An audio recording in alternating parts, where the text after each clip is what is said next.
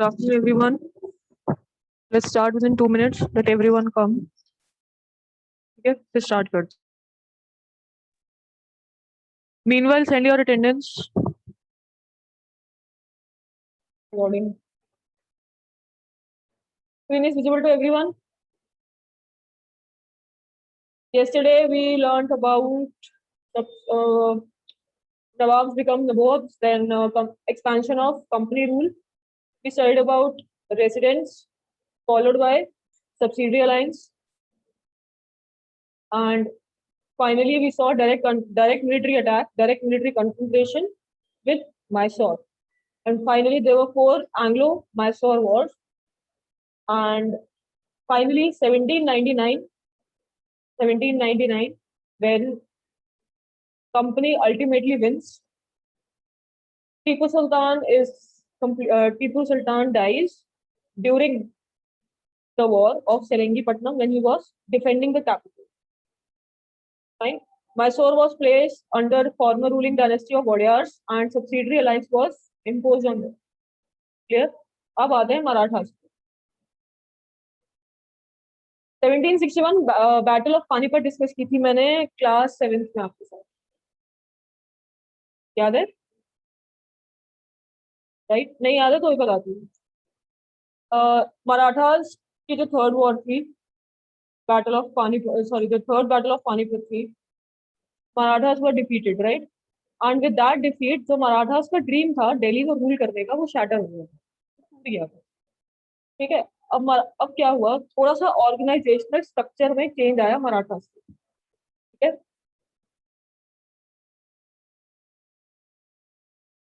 तो organisational structure में change आता है मराठास। वो क्या आता है?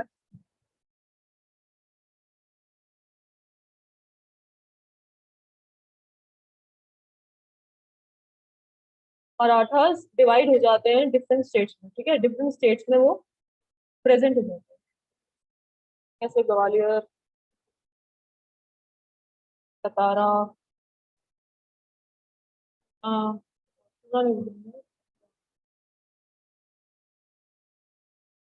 कौन सा स्टेट, सूरत, उड़ीसा, उड़ीसा में डेक्कन में सतारा, पूना, इतने ही ले लेते हैं। ठीक है, ग्वालियर, सतारा, सूरत,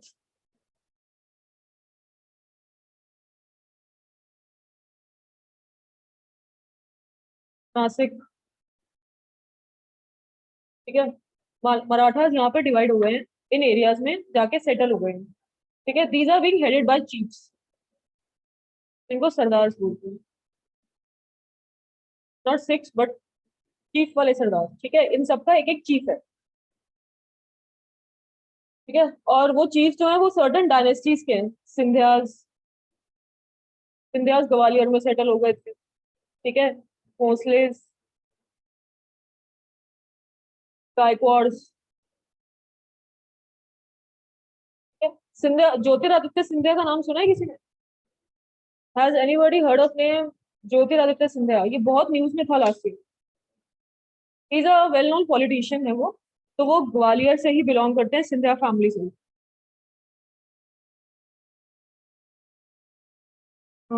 ठीक है, अंडरस्टूड। नाउ यहाँ पे डिफरेंट डायनेस्टीज हैं जो जो चीफ बन जाती हैं इन एरियाज। ठीक है, जैसे सिंधियाज, भोसलेस, गायकवाड्स, आई गेस एक और डायनेस्टी थी, होलकर्स। ठीक है, ये this are ruling it, but इनको अलायंस में रखा हुआ है, इनको एक ग्रुप में रखा हुआ है जोड़कर। इन ग्रुप को किसने जोड़ के रखा हुआ है? पेशवा ने। ठीक है, इन सबको कमांड कौन देगा? पेशवा देंगे। ठीक है, पेशवा कहाँ पर है? पूना में।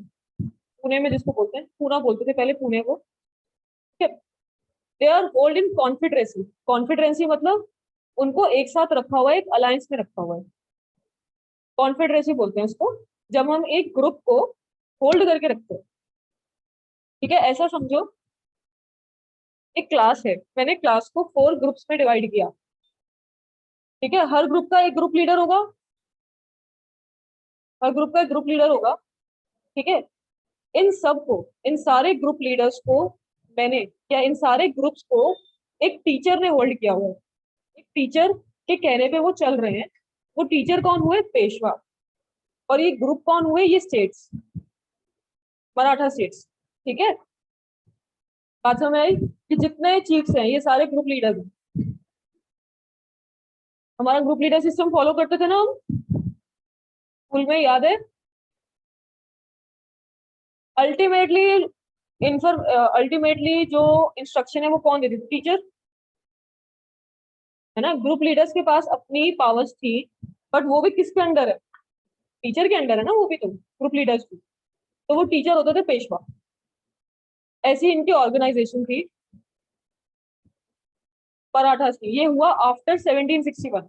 इससे पहले वो डेक्कन और मराठा एरियाज में ही कन्फाइंड थे। ठीक है, 1761 उनको छोटे छोटे उन्होंने स्टेट्स ले लिए। समझ गए बात? मराठास की ऑर्गेनाइजेशन क्लियर है सबको? आगे चले। Next what?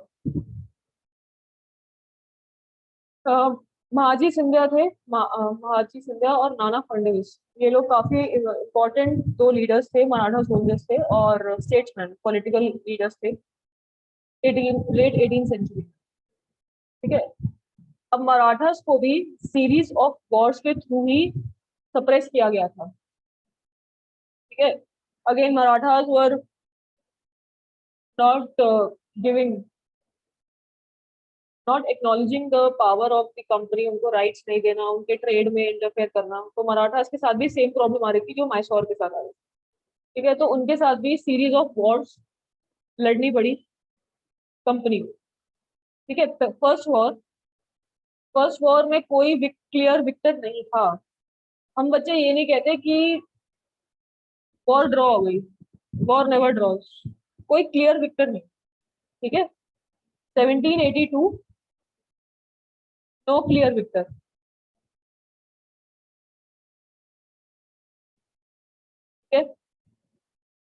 1782 की वॉर के बाद ट्रीटी ऑफ सालबाई होती है। याद रखना, ट्रीटी ऑफ सालबाई, यहाँ अंडरलाइन किया हुआ है मैंने, देखा 1782 हाईलाइटेड है, you can take the screenshot. मैं एनोटेशंस रिमूव कर रही हूँ, you can take the screenshot and if you want to underline please underline it the book. ये सारा इंपॉर्टेंट है जो मैंने हाईलाइट किया हुआ है।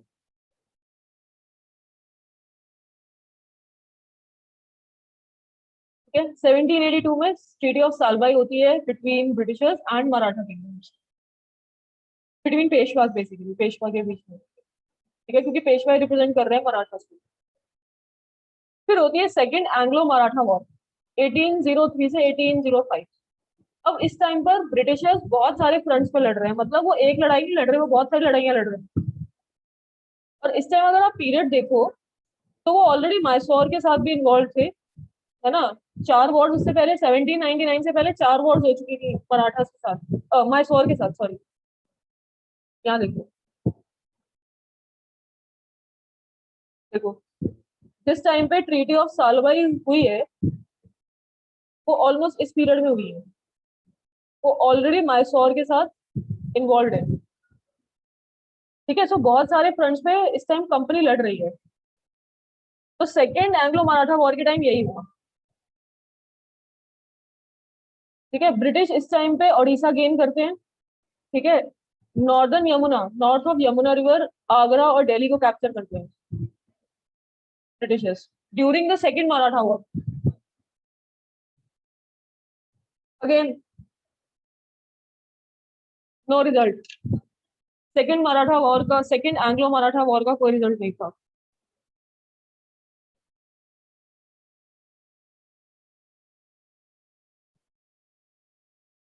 कभी कोई क्लियर विनर नहीं था।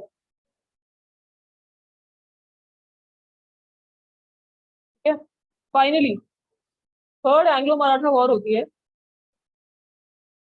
1817 से 1819, when there is the crushing of the Marathas. Finally, Marathas crush कर दिए जाते हैं, पेशवा को हटा दिया जाता है, Peshwa is no more the authority and he is sent away to Bithur near Kanpur. Kanpur के पास एक जगह है बिथुर, वहां उनको भेज दिया जाता है and he is given pension. उनको पेंशन लगा दी जाती है, रिटायर हो जाते हैं तो पेंशन मिलती है ना, तो उनको पेंशन मिल जाती है, उनको रिटायर कर दिया जाता है. ठीक है, अगर आपने मणिकर्णिका देखी होगी, स्टार्टिंग का सीन है when Peshwa says he writes letters to the British company that tell British company to increase my pension. अगर मणिकर्णिका का ये डायलॉग किसी को याद हो तो वो पेंशन बढ़ाने के लिए बोलते हैं. तेजस कह रहा है मेरे को कोई रेलिवेंस नहीं आ रहा है. मणिकर्णिका नहीं देखी तो देखो, मणिकर्णिका किस किसने नहीं देखी प्लीज वो थोड़े फैक्ट क्लियर होंगे, थोड़ा रिलेट कर पाओगे अगर मणिकर्णिका देखी. जस्ट फॉर रिलेशन, लगा के मत बैठ जाना. यशवंत डाउट है.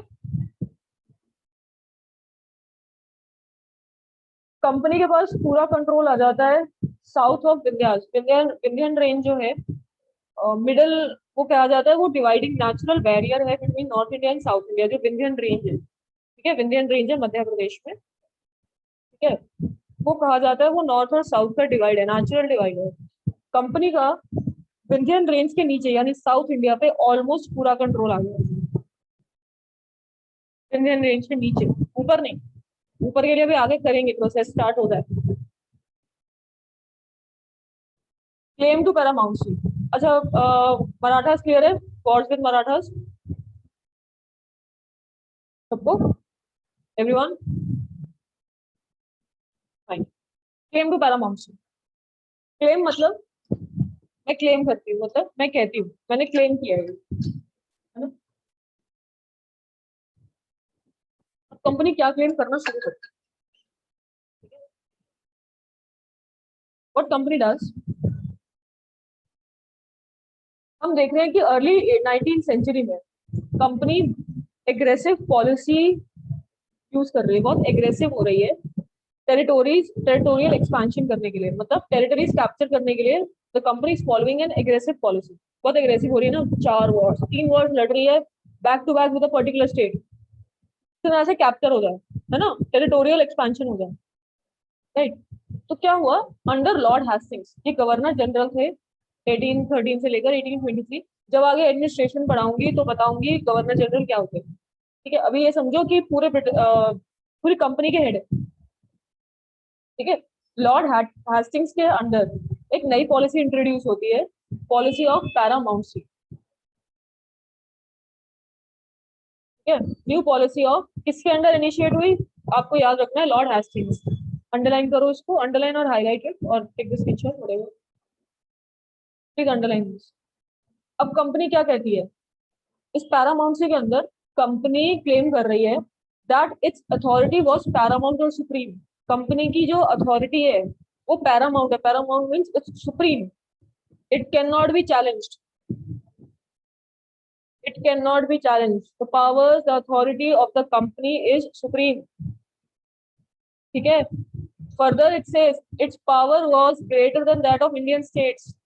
कंपनी की पावर इंडियन पावर से इंडियन स्टेट्स की पावर से ज्यादा है. Its power was greater than that of Indian states. Indian states are weak in front of power of the company.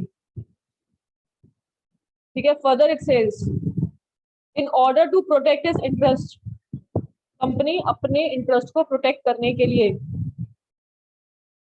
किसी भी किंगडम को एनेक्स कर सकती है या उसको थ्रेटन कर सकती है, उसको डरा सकती है कि हम आपकी स्टेट एनेक्स करेंगे. ये जस्टिफाइड है अपने कंपनी के इंटरेस्ट को प्रोटेक्ट करने में. बात समझ में आई है इतनी. पैरामाउंसी क्या कह रही है, क्लेम टू पैरामाउंसी क्या है, वो क्लेम कर रहे हैं कि हम सुप्रीम है, इंडियन स्टेट्स हमसे इंफीरियर है, हम ये जस्टिफाइड है कि हम अपने इंटरेस्ट को प्रोटेक्ट करने के लिए, to protect our interest, it is justified that we can annex और threaten to annex any Indian kingdom, मतलब अपने आप से डिसाइड कर लिया। Now now this was not, ऐसा नहीं था कि ये जो क्लेम टू पैरामाउंसी है ये अनचैलेंज गया, इसने चैलेंज किया था इसको, बहुतों ने चैलेंज किया था इसे, क्या आप ऐसे नहीं बोल सकते। एक छोटी सी जगह है कितूर, इट इज इन कर्नाटका, ठीक है, एक छोटी सी जगह है कितूर। ब्रिटिशर्स ने ट्राई किया था कि ये छोटी सी स्टेट को एनेक्स कर ले, ठीक है, but the leader, the ruler was Rani Chennamma, Rani Chennamma थी। She took the arms, that is she,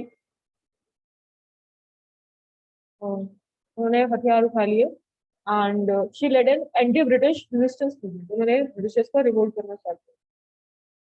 उनको अरेस्ट कर लिया गया था 1824 में और लेटर उनकी डेथ हो गई थी प्रिजन में। बट उनका एक चौकीदार था जो संगोली में था, संगोली जगह है कितूर में, ठीक है, रयाना था उसका नाम, एक ये चौकीदार था, ठीक है, संगोली में। उसने ये रेजिस्टेंस, ये रिवोल्ट कैरिड ऑन रखा, ठीक है, बहुत सारे ब्रिटिश कैंप्स और रिकॉर्ड्स उसने डिस्ट्रॉय कर दिए थे, ठीक है। Finally he was caught and hanged by the British in 1850, ठीक है। तो 1857 के रिवोल्ट से पहले तो ये छोटे छोटे रिवोल्ट हम पढ़ेंगे, ये इंपॉर्टेंट है, मतलब ये इन सबके साथ 1857 से पहले ही छोटे छोटे रिवोल्ट शुरू हो गए, ठीक है। फाइनली उन सब का क्लब था 1857, एक बड़ा रिवोल्ट हुआ। तेजस्वी जल्दी से। Yes, ma'am. What does this means that there were several cases of resistance? Several cases means there were many small incidents revolt के, resistance के। resistance क्या होता है, मुझे नहीं करना या मैं इसको resist करती हूँ, मैं revolt करती हूँ, ठीक है। तो several cases So, है। ma'am, are these cases different from that of a common war? yes yes, कुछ ट्राइबल एरियाज में थे, कुछ रूरल एरियाज में पीजेंट्स ने करे थे। अब आगे आने वाले चैप्टर्स में 1857 के चैप्टर से पहले हमारे पास दो चैप्टर्स, एक चैप्टर ऑलरेडी है, दो है actually, ठीक है। तो Okay, ma'am. उसमें हम लोग देखेंगे कि कौन से ये छोटे छोटे रिवोल्ट्स हो रहे हैं, कुछ रूरल एरियाज में हो रहे हैं, कुछ ट्राइबल एरियाज में हो रहे हैं, राइट। Okay. 1857, हाँ 1857 बहुत सारे रीजंस हैं 1857 ऑफ रिवोल्ट होने के, ठीक है। अभी धीरे धीरे जब मैं आगे आऊंगी ना तो you will get to know कि क्या रीजंस पॉसिबली बने होंगे 1857 के। जैसे जैसे देखो हम 1857 के पास आ रहे हैं, हम अभी 1830 में पहुंच गए, ठीक है। 1857 के जैसे जैसे पास आएंगे we will get to know कि क्या पॉसिबल रीजंस बनते। अब आगे चल, 1830s में ईस्ट इंडिया कंपनी को एक प्रॉब्लम होनी स्टार्ट हुई। उनको ये फियर था that Russia might expand across Asia and enter India. वो एशिया को एक्सपैंड करते हुए, एशिया में एंटर करते हुए, और नॉर्थ वेस्ट से, नॉर्थ वेस्ट यानी अफगानिस्तान से, नॉर्थ वेस्ट अफगानिस्तान होगा उस टाइम इंडिया का, है ना। पूरा मैप याद करो, पाकिस्तान के साथ जरा मैप याद करो इंडिया का, तो नॉर्थ वेस्ट नहीं बनता है, पाकिस्तान वाली साइड बनती है हमारी। पाकिस्तान तो था ही नहीं तब, 1847 से पहले पाकिस्तान नहीं, इंडिया ही है।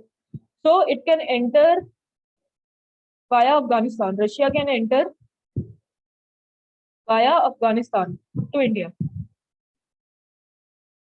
केसरी सबने देखी है, केसरी सबने देखी होगी। स्टार्टिंग का जो अफगानिस्तान और पाकिस्तान के बॉर्डर पे जो ब्रिटिशर्स ने कैंप लगाया हुआ था सोल्जर्स का, मतलब सोल्जर स्टेशन थे वहां पर। I am not going into battle of Saragarhi, ठीक है। वो इसीलिए लगाए थे कि अफगानिस्तान से रशिया एंटर कर सकता है इंडिया में, इसीलिए वहां पर ब्रिटिश सोल्जर्स के कैंप लगे हुए थे। इसीलिए वो जो 3-4 फोर्ट्स दिखाए हैं वो फोर्ट्स स्टैब्लिश किए गए। स्टार्टिंग में फोर्ट्स दिखाए हैं, लौकाट सारागढ़ी का फोर्ट है, 2-3 फोर्ट्स दिखाए गए हैं, वो सारे बॉर्डर पे है पाकिस्तान में, पाकिस्तान और अफगानिस्तान बॉर्डर पे, ठीक है।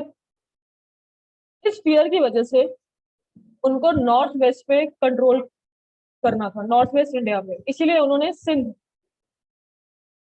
सिंध को एक्सपैंड किया। Sindh is a state in Pakistan now, वो नॉर्थ वेस्ट में आता है। सिंध को 1843 में कैप्चर किया, ठीक है, 1838 से लेकर 1842 तक अफगानिस्तान के साथ वॉर हुई, प्रोलॉन्ग्ड वॉर चली, और एक इनडायरेक्ट कंपनी रूल एस्टैब्लिश कर दिया अफगानिस्तान में, ताकि रशिया ना एंटर कर सके। ठीक है, अफगानिस्तान में इनडायरेक्ट कंपनी रूल एस्टैब्लिश किया।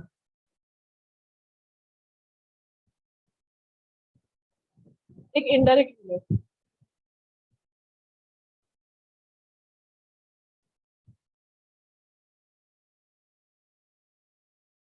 राइट। फिर 1843 सिंध इज कैप्चर्ड, सिंध भी लिख सकते हैं। Next next in line was Punjab. Why Punjab? Because Punjab was one of the richest states. Area बहुत बड़ा था, रिसोर्सेज बहुत थे, नेचुरल भी और मनी वाइज भी, दोनों तरह के रिसोर्सेज थे पंजाब के पास, right. And Punjab at that point of time consisted of what is your west Punjab, that is in Pakistan.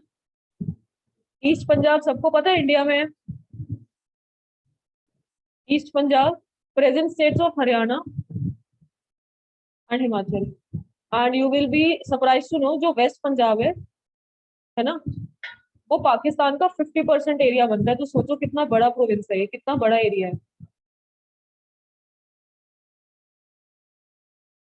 ठीक है, ये बहुत बड़ा एरिया था। 5 रिवर्स थी, फर्टाइल लैंड है, जो ग्रो करवाना चाहे ग्रो करवा सकते हैं, जो ट्रेड करवाना चाहे ट्रेड करवा सकते हैं। ठीक है, साथ में सिंध कैप्चर कर लिया है, अफगानिस्तान में कंपनी रूल है। लैंड रूट बन गया कि नहीं बन गया? लैंड रूट बना, लैंड रूट बन जाएगा ना लैंड रूट यूरोप जाने का, है ना। तो पंजाब कैप्चर करना बहुत जरूरी था, पैसे भी मिलेंगे, रिसोर्सेज को एक्सेस भी मिलेगा। प्रॉब्लम कहाँ आ रही थी? प्रॉब्लम थी महाराजा रणजीत सिंह। जब तक वो थे वो कैप्चर नहीं कर पाए थे, the Britishers were unable to capture Punjab. ठीक है, महाराजा रणजीत सिंह के टाइम तक, but the presence of Maharaja Ranjit Singh held back the company, उसने कंपनी को रोक के रखा हुआ था। The moment his death in 1839, दो वॉर्स होती है, दो वॉर्स होती है पंजाब के साथ, these are known as Anglo Sikh wars. ठीक है, दो एंग्लो सिख वॉर्स होती है। ऑब्वियसली फर्स्ट में ब्रिटिशर्स हारते हैं, फाइनली सेकंड में 1849 में पंजाब एनेक्स कर लिया जाता है। 1849 में पंजाब एनेक्स कर लिया जाता है। अब देखो नाउ, 3 एग्जांपल्स देखते हैं हमने डायरेक्ट वॉर के, और यही है बस, यही एग्जांपल है डायरेक्ट वॉर। ठीक है, मैसूर, मराठा, सिक्स या पंजाब, ठीक है, जो भी आप मैसूर के साथ 4, मराठा के साथ 3, सिक्स के साथ 2। याद रहेगा ये सीक्वेंस? सीक्वेंसिंग याद रहेगी?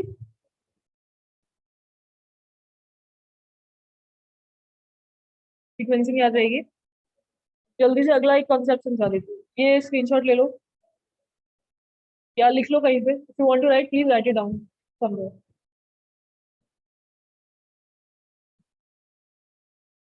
आई am moving ahead, new concept.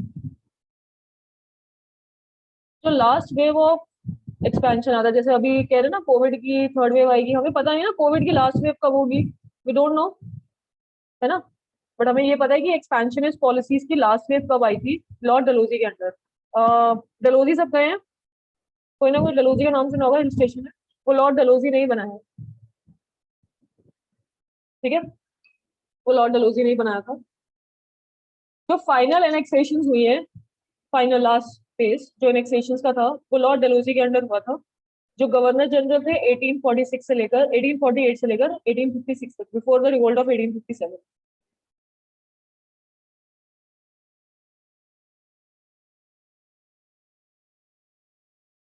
1848 से लेकर 1856, इसके बाद कोई एनेक्सेशन नहीं हुई है, नो एनेक्सेशन। 1857 के बाद कोई एनेक्सेशन नहीं हुई, 1857 के बाद कोई एनेक्सेशन नहीं हुई है। ठीक है, अब लॉर्ड डलहौजी ने एक कॉन्सेप्ट दिया था, doctrine of lapse.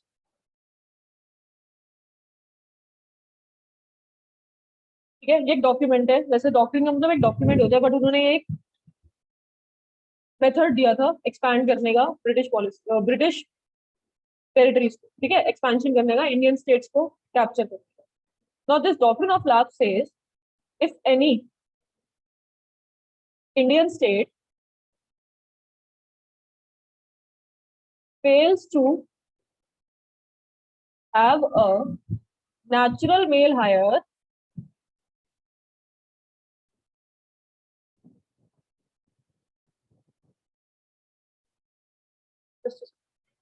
natural male hire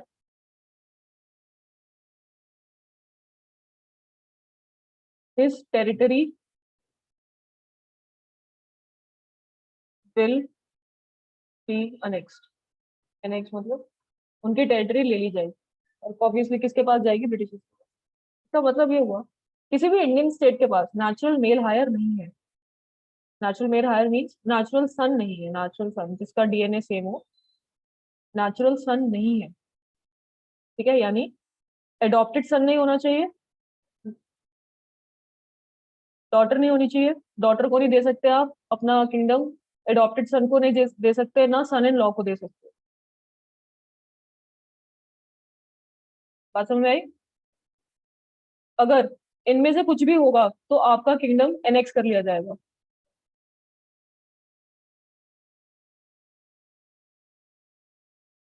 prime example Jhansi, सतारा, संबलपुर, उदयपुर, इन सबको डॉक्ट्रिन ऑफ लैप्स के अंडर एनेक्स किया गया था, क्योंकि इन सबके या तो सन्स अडॉप्टेड थे या इनका सन भी था, डॉटर को देना चाहते थे अपनी किंगडम, या अपने सन इन लॉ को देना चाहते थे. ठीक है, उनके पास अपना नेचुरल सन नहीं है. बोलो तेजस. Ma'am, I want to ask, ma'am, who made this rule, and ma'am, is चलो जी, ma'am whole India, ma'am, whole India will follow it. Follow it नहीं, वो कर रहे हैं अपनी क्लेम टू पैरामाउंसी. यही था कि कुछ भी हो, कुछ हम सुप्रीम है, वी आर सुप्रीम, जो बोलेंगे वही होगा. Oh, ma'am, and पैरामाउंसी के also, अंडर, हाँ, पैरामाउंसी की वजह से डॉक्ट्रिन ऑफ लैप्स बना कि कोई मना नहीं कर सकता हमें. कंपनी का रूल, ये कंपनी ने रूल बनाया है. लॉर्ड डलहौजी का ये लॉर्ड डलहौजी ने ये दिया था डॉक्ट्रिन. ठीक है, तो मैं, हाँ, तो वो कह रहे हैं जस्टिफाइड एनेक्स करना किसी भी लाइन. तो वो क्या कह रहा है कि एनी इंडियन स्टेट, किसी भी इंडियन स्टेट का कोई नेचुरल मेल हायर नहीं है, उसकी टेरिटरी एनेक्स कर ली जाएगी. ठीक है, झांसी के बाद अडॉप्टेड सन था, अगर आपको याद हो, रानी लक्ष्मीबाई की हैड एन अडॉप्टेड सन, उनका सन अडॉप्टेड था, इसीलिए उनका किंगडम एनेक्स कर लिया गया था इसी बात पे. एक बार टेक्स्ट पढ़ लेते हैं, then I will end the meeting as well. The doctrine declared that if an Indian ruler died without a natural male hire, बच्चे यहाँ वर्ड natural ऐड कर लो,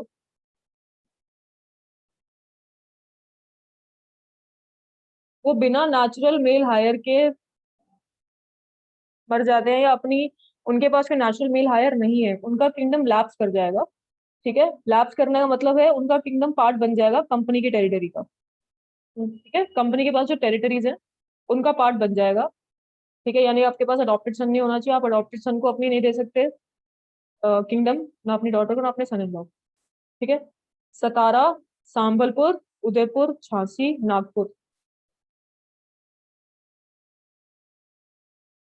ठीक है, अवध का एग्जाम्पल, अवध मैं आपसे डिस्कस करूंगी कल, अवध डिस्कस करते हैं.